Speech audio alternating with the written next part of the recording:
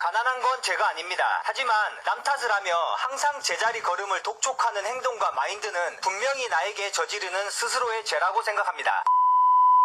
안녕하세요. 노가다TV 서민이야기의 노프로입니다.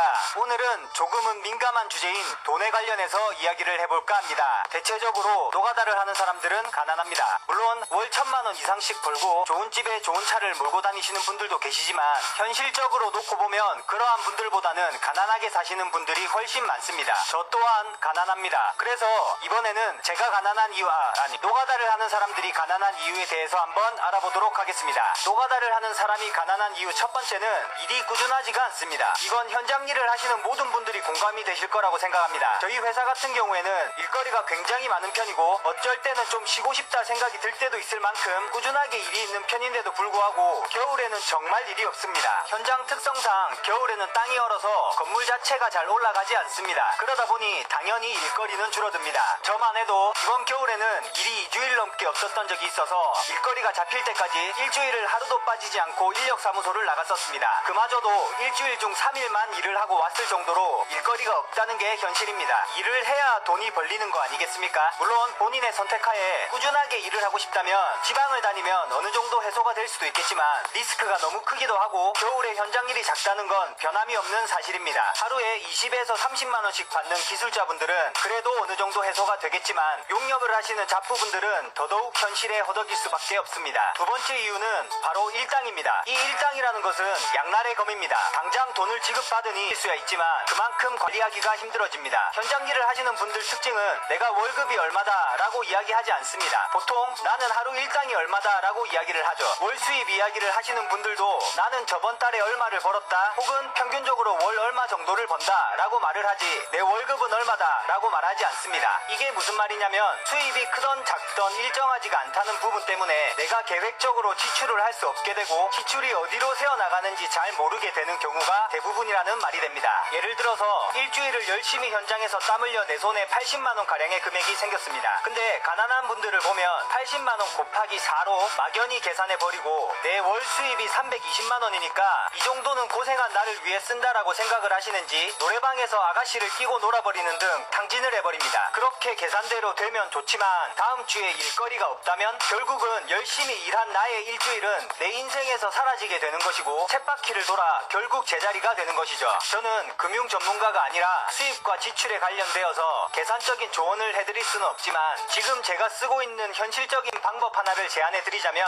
평균적인 나의 월 수입을 최소로 추천드립니다. 많이 버는 달은 400만원 버는 달은 250만원을 번다면 250만원을 나의 월 평균 수 잡는 겁니다. 그렇게 계산하고 250만원 추어 지출을 하신다면 400만원을 버는 달에는 150만원을 오롯이 저축하는 습관을 들일 수가 있다는 장점이 있습니다. 얼마를 버는 것이 중요한 게 아니라 어떻게 지출을 하는지가 가장 중요한 부분이라고 생각합니다. 요즘 유튜브 채널을 운영하면서 모든 댓글들을 하나씩 읽어보고 있습니다. 댓글들을 읽다 보면 현장 일을 하시는 분들의 상황과 처지가 모두 다 다르며 수입도 천차만별, 환경도 천차만별이라는 걸 느꼈습니다. 요즘은 저도 유튜브를 운영하며 여러 선 후배님들에게 많이 배우고 있습니다. 우리의 직업은 현장 일인데 우리가 하는 일을 탓하며 이 가난을 계속 안고 살아가서는 안 되지 않겠습니까? 물론 꾸준한 일거리가 없고 일당으로 인한 금전적인 관리가 힘들겠지만 그렇다고 계속 불평만 하고 살아가서는 안 된다고 생각합니다. 분명히 해결 방법은 존재합니다. 세 번째 이유는 모든 분들에게 통용되는 말입니다. 가난한 사람들의 가장 큰 특징을 보면 남 탓을 자주 한다는 겁니다. 잘 되는 건 내 탓, 안 되는 건 모두 남 탓을 합니다. 내가 가난한 건 가난했던 우리 부모님 탓, 내가 가난한 건 급여를 많이 지급하지 않는 기업 탓, 정책을 이따구로 만든 나라 탓 등 모두 남 탓을 합니다. 아닙니다. 내가 가난한 건 내 탓입니다. 내가 못나서 그런 겁니다. 내가 노력을 안 해서 그런 겁니다. 저도 가난합니다. 이건 모두 제 탓입니다.